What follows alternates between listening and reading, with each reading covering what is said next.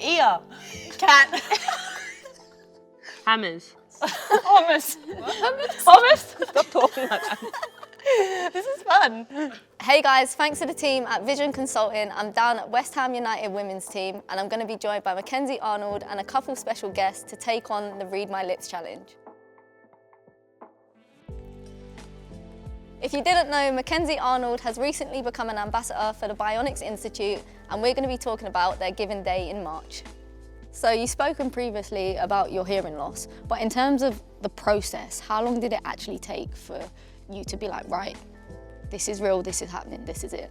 Yeah, to be fair, it's honestly taken a lot longer than I probably would have expected. I think I was probably 18, 19 when the girls first started noticing it. And I think with my family, obviously my brother grew up with it, so I never had the worse end of the stick than he did. So it was almost like he was worse off than me, so we didn't really notice my hearing. And to be fair, it wasn't that bad until, you know, I started getting a little bit older and obviously COVID came about, and that's when I got in touch with my brother just to help me out over here. And yeah, he got in touch with the hearing centre and we went from there, and yeah, it was quite a quick process once it got the ball rolling.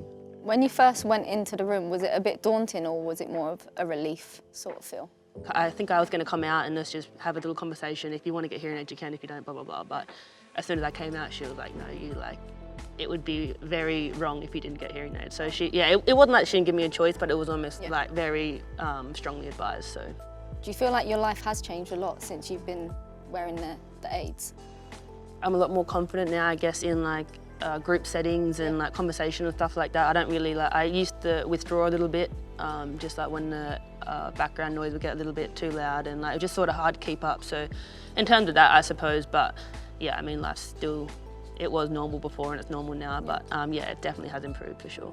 Didn't you say you went to a gig recently and you like took your aids out or something because you were like, this is loud? Yeah, me and Kirsty went to Dermot Kennedy that night. Like, it was literally the night that I got my hearing aids, and she did warn me, the lady, she was like, it might be a little bit overpowering, like if you want to take him out, you can take him out, if not, whatever. But I was like, oh, I'll be fine, like no problem. And so we got the gig, and I sort of had them in for a bit and it was fine, but I think after a while it was just a lot. Yeah. Like it wasn't like it was too loud or anything, it just obviously was. Your perception of hearing loss changed at all from before and now?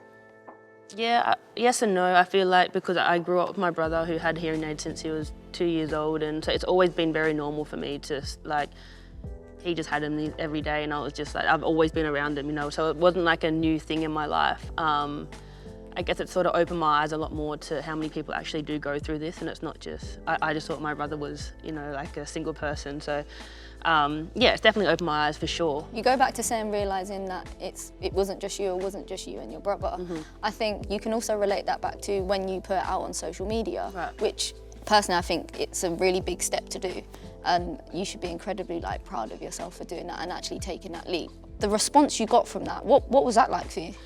Yeah, I mean, it was just such an eye-opening experience. I just didn't realise that I guess there was that big of a community that sort of looked up to me and really appreciated me putting it out. So yeah, of course it was so rewarding, but yeah, very eye-opening for sure. You've actually become an ambassador for Bionics Institute.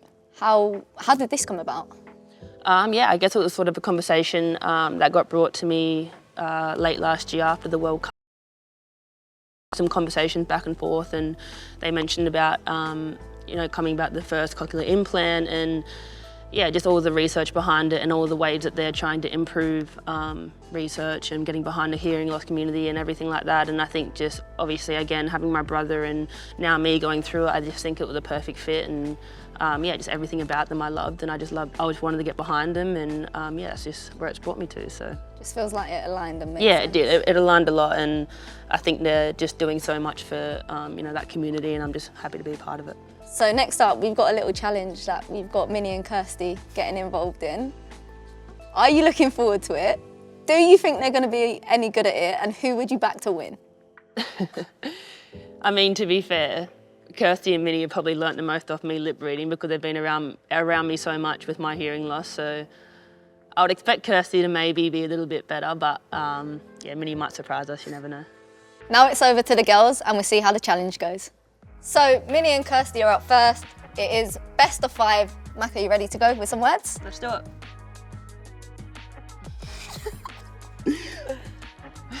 Stop looking at me like that. Bionics Institute. Bionics Instittute. She definitely saw No it. She way. saw it. 1-0 to Kirsty. Australia. Australia. 1-1. They can definitely hear me. Can you hear? No. Hammers. Happiness. Hummus. What? Hummus. Hummus? Hammers. Hummus. Hammers. Hammers. 2-1 What to was- Kirsty. Hammers. Goalkeeper. Goalkeeper. Goalkeeper. Ooh. Ooh. I think they get a point each on that one. Ear. Ear. I can't even see. Ear. Ear. Cat. Ear. Hilla. Oh. Here. Ear. No, it's just the ear without the H. Ear. Awesome. Okay. Research. Research. Research. That was quick. Nice. Hearing. Earring. No. Hearing. I was going to say that. Matildas. Music. Lip reading. What? Matildas. Yeah. What? Matildas. World Cup. Well, Blow up. West Ham. West Ham. Okay. Kirsty wins. Yeah, Kirsty does him. So Kirsty won that round. Now it's Macca's turn to have a go. Donate. Goalie. Yeah, really close. Donate. Donate. Yeah, good. I know that We're word. making this really easy for her. Okay, let's make it hard. Medical. Mental. This is fun. Medical. Medical. Yes. Giving day. Stop talking like that. I'm trying to make No, it just easy. do normal. Giving day. 70. Giving day. You do that. As if it's my accent. Giving day. Giving? Giving. Day. Giving day. That's what I was doing, accentuating the word. Melbourne. What? Melbourne. Melbourne. Oh. Good. I love Minnie. I love Minnie. Yeah! Thanks to Macca, Minnie and Kirsty for taking part today. You can also donate to the Bionics Institute Giving Day by hitting the link in the description below. I've been Nancy Baker. Come on, you Irons!